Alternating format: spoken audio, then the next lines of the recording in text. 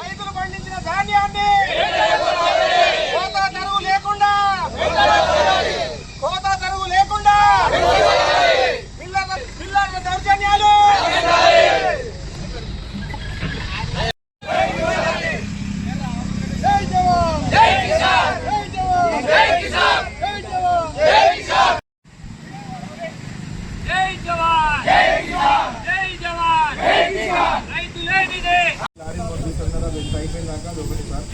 ఒకటి కడతాలు ఎంత తీసుకున్నా క్లారిఫికేషన్ ఇదే లాస్ట్ లోడ్ దాకా కూడా అదే చెప్పేస్తే దాని ప్రకారం నడుచుకుంటామని రైతులు అంటారు. కడతాలు ఎంత అనేది ఫిక్స్ అప్ చేయండి అంటారు. అంతే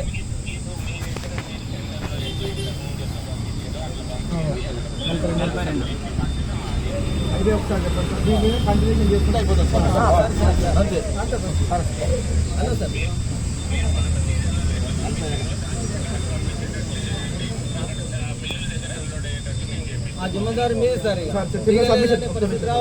చిన్న సబ్మిషన్ సార్ రైతుల నుంచి.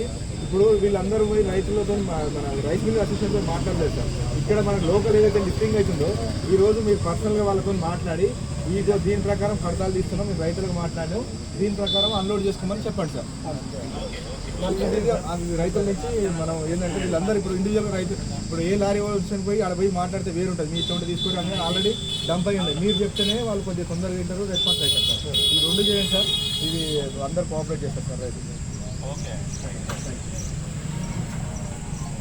ఎందుకంటే ఇదే ఆర్మూర్ గడ్డ మీద ఈ రోజు ముఖ్యమంత్రిగా రవీంద్ర రెడ్డి సారు క్వింటాల్కు 500 బోనస్తో వడ్లు కొంటామని ప్రకటించిండు. కానీ ఆనాడు ఇయ్యాల గద్దె ఎక్కిన తర్వాత రైతులు మర్చిపోయిండు.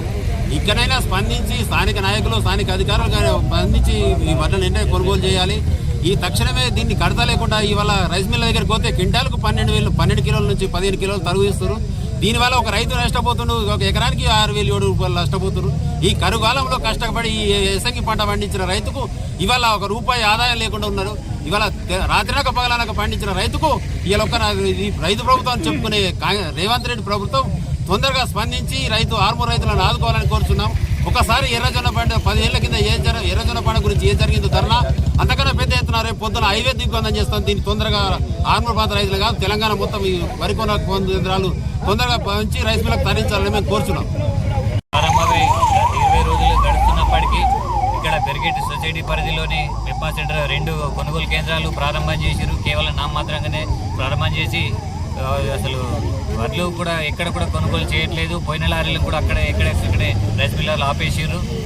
ఈ రైతులు చాలా ఇబ్బందులు పడుతూ ఉన్నారు. ఇక్కడ రాష్ట్ర ప్రభుత్వానికి సంబంధించిన అధికారులు కానీ మంత్రులు ఎమ్మెల్యేలు కానీ వాళ్ళు ప్రజాపాలన అంటూ ఇక్కడ రైతులను గాలికి వదిలేసి ప్రజాపాలన అంటూ కార్యక్రమాల్లో పాల్గొంటున్నారు. మీరు ఏం చేశారని చెప్పేసి ప్రజాపాలన చేస్తున్నారు. గతంలో కూడా రైతులకు వడ్లకు సన్నబట్లకు బోనస్ ఇస్తామని చెప్పేసి ఇవ్వడాక దాన్ని కొట్టేయడం జరిగింది. ఇప్పుడు గత సంవత్సరము దొడ్డు వడ్లకు ఇది వేసుకున్న వాళ్ళకు కొంటామని చెప్పేసి లాస్ట్ టైం చెప్పారు. ఈసారి దొడ్డు వడ్లకు మేము వేసుకొని ఓన్లీ సన్నబట్లే కొంటామని చెప్పే పరిస్థితి ఉంది. రైతులు చాలా రకాలుగా ఇబ్బందులు పడుతూ ఉన్నారు. వాతావరణము ఒకవేళ అనుకూలించక వర్షాలు పడితే మాత్రం రైతులు పూర్తి స్థాయిలో నట్టేట ముంచే పరిస్థితి ఉంది.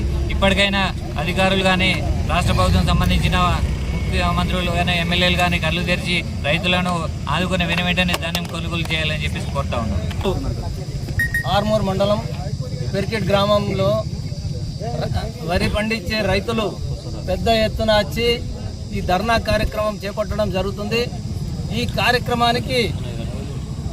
కార్యక్రమానికి మేము ఎప్పుడైతే ధర్నా చేద్దామని స్టార్ట్ చేసినామో నెల రోజుల నుంచి రైతుల్ని పట్టించుకోలేదు. ఇప్పటి వరకు ఇవాళ పొద్దున ఏదైతే కార్యక్రమం స్టార్ట్ చేసినామో ఇప్పుడే అధికారులు మేము లేపుతాం కొంటాం అనుకుంటా 4 లారీలు పంపించారు రైతులను ఆగం చేయతందుకు.